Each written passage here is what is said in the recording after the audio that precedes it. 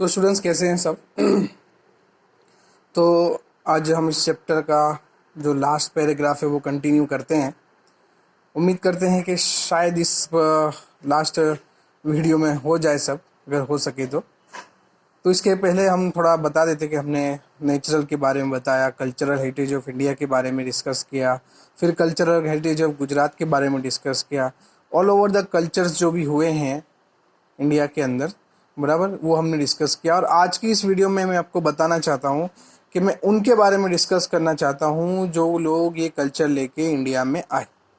तो यहाँ पर जो नाम आपको नज़र आ रहे हैं वो सब मैंने टेक्स्ट बुक में से लिए हैं, और यही लोग हैं जो इंडिया के अंदर आए, आकर बसे और इंडिया का कल्चर को इन्होंने डेवलप किया। हाँ, तो मैं आपको बताना चाहता हूँ कि इसमें तकरीबन कितने सारी मतलब जो दिए हुए हैं ट्राइब्स, अलग अलग जाति के लोग जो यहाँ पर इंडिया में आके बसे और उन्होंने अपना कल्चर डेवलप किया। तो यहाँ पर जो सबसे पहला है वो आपको नज़र आता है नेग्रोइड, फिर Australoid, the Dravidians, other tribes के अंदर इन्होंने नाम लिया है मोंगलॉइड, अल्पाइन, दिनारिक और आर्मेनॉइड, और फिफ्थ में है आर्यंस।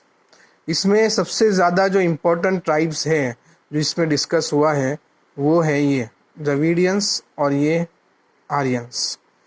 और बोर्ड में भी सबसे ज़्यादा क्वेश्चन इन दोनों के ऊपर ही ज़्यादा पूछाए गए हैं। अब चूंकि टेक्स्ट बुक में दिया हुआ है तो हमको सभी डिस्कस करूँगा, और मैं आपको बताऊँगा कि नेग्रोइड तो वैसे हबसी लोग हमारे इंडिया में इनको सीधी बादशाह भी कहते हैं, और आपने इनको देखा भी होगा, अफ्रीकन जैसे अफ्रीकन लोग होते हैं इस टाइप के लोग, तो इनको आपने देखा भी होगा। तो सबसे पहले मैं बताता हूँ नेग्रोइड के बारे में। इस नेग्रोइड के बारे में डिस्कस करूंगा मैं सबसे पहले, उसके बाद ऑस्ट्रेलॉइड, फिर द्रविडियंस, फिर अदर ट्राइब्स, फिर मोंगलॉइड, अल्पाइन, दिनारी, कार्मेनॉइड, इस तरह से सिलसिलावार हम आगे बढ़ेंगे।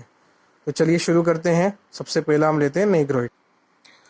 तो स्टूडेंट्स ये आपको दिख रहा होगा, ये पॉइंट्स मैंने बनाए हैं नेग्रोइड के ऊपर। इनको हबशी पीपल भी कहते हैं। इन्होंने गलती से यहाँ पर मैंने निषाद लिख दिया। ये निषाद जो है वो ऑस्ट्रेलॉइड के ऊपर है।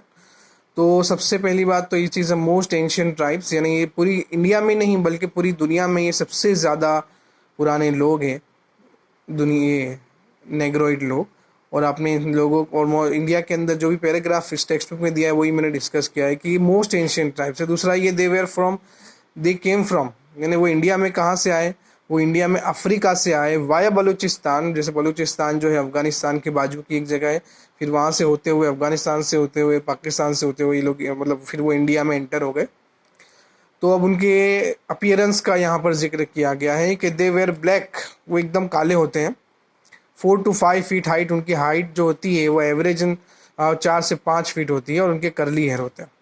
अब मैं आपको दिखाना चाहता हूँ कि ये लोग दिखते कैसे हैं। मतलब वैसे तो आपने देखे ही होंगे, लेकिन क्या है कि वीडियो बनाना है तो उनको दिखा भी देवे कि ये लोग कैसे दिखते हैं। तो देखिए, ये इस टाइप के कुछ दिखते हैं, वैसे तो आपने देखे ही होंगे। और ये देख रहे हैं आप, ये मॉडर्न ज़माने के नेग्रोइड है। इस टाइप के लोग तो आपने कहीं पर भी देखे होंगे, इंडिया में भी मौजूद है, ऐसा नहीं है कि सिर्फ बाहर की कंट्री में, यहाँ पर भी मौजूद है ये लोग। तो स्टूडेंट्स, अब हम पढ़ते हैं ऑस्ट्रेलॉइड, यानी इनको निषाद पीपल भी कहा जाता है। इनका भी बड़ा ही योगदान रहा है इंडिया के कल्चर में, और काफ़ी बहुत ही पुराने टाइम से ये लोग भी यहीं पर है। अब ऑस्ट्रेलॉइड कौन थे? They came from South East Asia. वो लोग साउथ ईस्ट एशिया की तरफ से इंडिया में आए थे। अब यहाँ पर दूसरे पॉइंट में इनके फिजिकल फीचर्स बताए हैं कि भाई ये कैसे दिखते थे। ये होते थे black skin with broad head, बड़ा सा सर था, फ्लैट नोज थी और शॉर्ट इन हाइट, और ये हाइट में शॉर्ट हुआ करते थे। और बाद में इनका नाम निषाद पड़ा। तो निषाद नाम इनको आर्यंस नहीं दिया, आर्यन ने इनको निषाद नाम दिया। और आज भी दैट ट्राइब्स कोल एंड मुंडा खासी ट्राइब्स लिव्ड इन आसाम। तो ये लोग आज भी मौजूद है। कहाँ पर? आसाम, निकोबार और म्यांमार, यहाँ पर भी ये लोग मौजूद है। और उनका काफ़ी अच्छा योगदान रहा इंडिया के कल्चर के कंट्रीब्यूशन को डेवलप करने के लिए। और ये लोग क्या बनाते थे? खासकर ये लोग बनाते थे क्ले यूटेंसिल्स, कॉटन क्लॉथ, और भी बहुत सारी अदर स्किलफुल थे। ये लोग बहुत ही स्किलफुल थे। और दूसरी बात ये भी कही जाती है कि ये लोग बहुत ही रिलीजियस थे। अब मैं आपको बताता हूँ ये लोग दिखते कैसे थे। देखिए ये फोटो है, देख के डर मत जाना, कोई भूत नहीं है। हाँ, लेकिन ये लोग इस तरह से दिखते थे, मतलब आदिवासी टाइप के लोग थे, बराबर है। ऑस्ट्रेलॉइड है ये, ऑस्ट्रेलॉइड का जो भी जाति के लोग होते हैं वो कुछ इस तरह से ही दिखते हैं, काफ़ी हैंडसम होते हैं ये लोग। नेक्स्ट है ये वाली तस्वीर, ये उनके बूढ़ों की तस्वीर है। मतलब ये देखिए ऑस्ट्रेलॉइड पीपल इस तरह से नजर आते हैं। तो स्टूडेंट्स ये है next the Dravidians, the most important tribes of this textbook, and I can tell you they're the syllabus of your SS, of your history. So here we have given some basic points of the Dravidians which are discussed. You can clearly you can clear your concept by explaining by reading these points, and I'm explaining to this point. Okay, तो number 1 point सबसे पहला आप देख रहे हैं कि सबसे पहला इन्होंने कहा the creator of Sindhu valley civilization of Mohenjodaro. Mohenjodaro का नाम तो आपने सुना ही होगा, काफ़ी फेमस है और बहुत बड़ा कल्चर था, बहुत बड़ी जगह थी जो अफ़गानिस्तान से लेके पाकिस्तान से लेके गुजरात तक इनकी सरहदें थी मोहनजोदारो की। और ये लोग गुजरे हैं तकरीबन 4,500-5 हज़ार साल पहले। तो ये लोग इंडिया में आए, दे केम फ्रॉम नॉर्थ की तरफ से इंडिया में आए। They gave the concept of mother as goddess and father as god. उन्होंने कंसेप्ट दिया, क्या कंसेप्ट दिया कि मदर को देवी और फादर को देवता, यानी माँ को देवी और बाप को देवता का इन्होंने ही कंसेप्ट दिया। इसी वजह से वो कंसेप्ट आया शिवा और पार्वती का। तो शिव जो है वो father and Parvati is mother. इसके बाद इन्होंने एक और सिस्टम डेवलप किया आरती वाला सिस्टम, जो आप देखते होंगे हिंदूज के कल्चर में। वो लोग जैसे आरती करते हैं, घुमाते हैं थाली में रख के, उसमें रखते हैं अगरबत्ती, धूप जिसे कहते हैं, और दिया रखते हैं। ये सिस्टम जो डेवलप करने वाले थे ये कौन थे? ये लोग थे द्रविडियंस। इसीलिए इज़ द मोस्ट इम्पोर्टेंट और आज भी most important tribes of India है, और आज भी ये सिस्टम जो है वो चला आ रहा है हिंदुओं के अंदर। और उसके बाद नेक्स्ट पॉइंट दिखाया worshipper of nature and animals. तो ये लोग थे जिन्होंने नेचर्स की, यानी जिन्होंने पेड़ की, पहाड़ों की, आसमानों की, इनकी पूजा की। और यहाँ तक कि यही नहीं बल्कि एनिमल्स को भी पूजते थे ये लोग, एनिमल्स को भी पूजा करते थे। तो इसीलिए आर्यंस ने इनको नाम दिया गया द गॉड ऑफ कल्चर। यानी आर्यंस में पहचाने जाते हैं कि भाई कल्चर की जो डेवलप करने वाले हैं मेन वो द्रविडियंस ही हैं। अब एक चौथी लास्ट जो पॉइंट इसमें लिखा है वो ये लिखा है कि भाई द्रविडियंस जो है वो मट्रियार्चल सिस्टम ऑफ फैमिली। तो मट्रियार्चल सिस्टम ऑफ फैमिली का क्या मतलब है?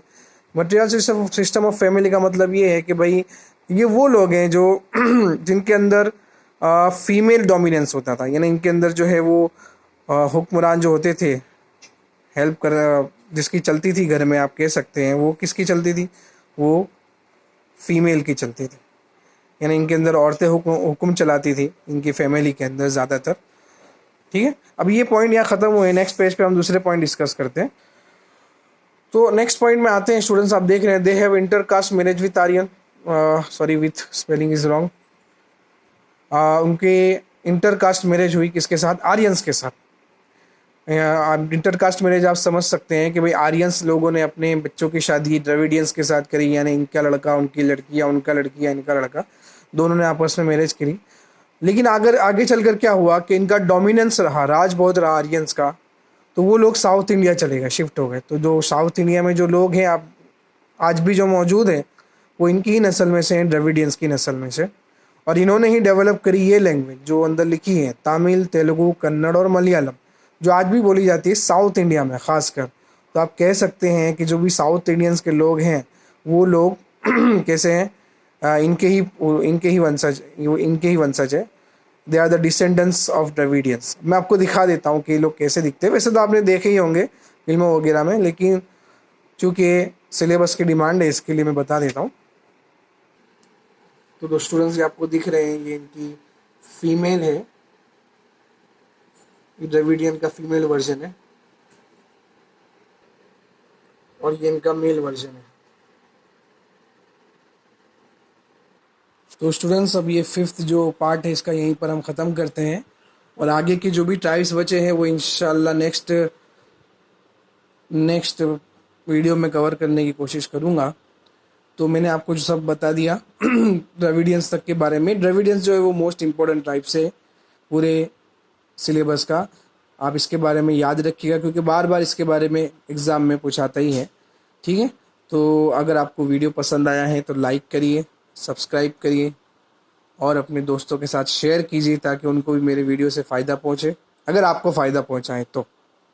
चलिए, थैंक यू।